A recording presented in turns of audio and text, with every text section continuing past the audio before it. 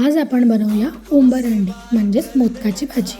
मी 2 लोकांसाठी अर्धा कप बेसन घेतलं आहे, त्यात 4 चमचे गव्हाचं पीठ घातलं आहे, हळद घालायची आणि मीठ घालायचं आहे आणि गोळा मळून घ्यायचा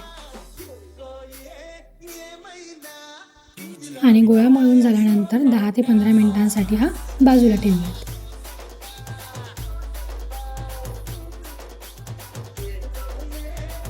त्यानंतर इथे तीळ घेतले, ते हलकेसे भाजून घ्यायचे. त्यानंतर खसखस घालायचे, खसखसी भाजून घ्यायचे.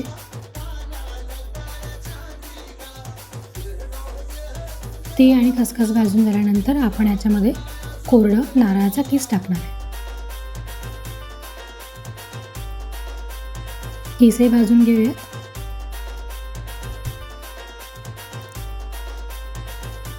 सारण बनवायचं आहे जे आपण मोदकात बनवणार आहे. त्यात लसूण, शेंगदाणे, आलं, जिरेपूड, धनेपूड, मीठ, तिखट, हळद आणि कोथिंबीर घालायची.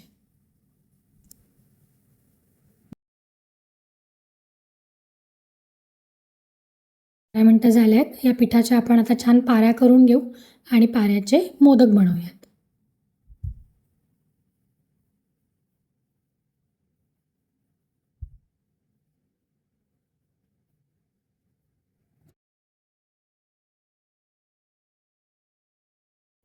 तयार सारण आपण मोदकांमध्ये भरून घेऊयात.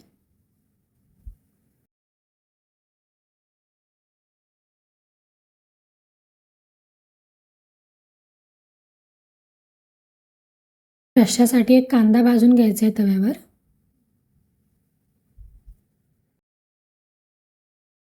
त्यात लसणाच्या पाकळ्या घालायच्या आहेत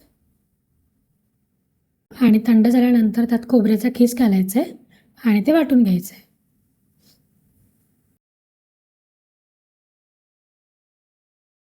फोडणीची तयारी करूया. तेल गरम झालं की त्यात मोहरी घालायची आहे, जिरं घालायचं आहे, आपलं तयार वाटण घालायचं आहे आणि छान तेल सुटेपर्यंत परतून घ्यायचं आहे. इथे कढीपत्ता घालूयात.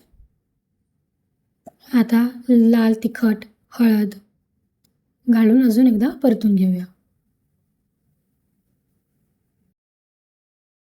पूड, जिरेपूड, मीठ आणि काळा मसाला घालायचा आहे.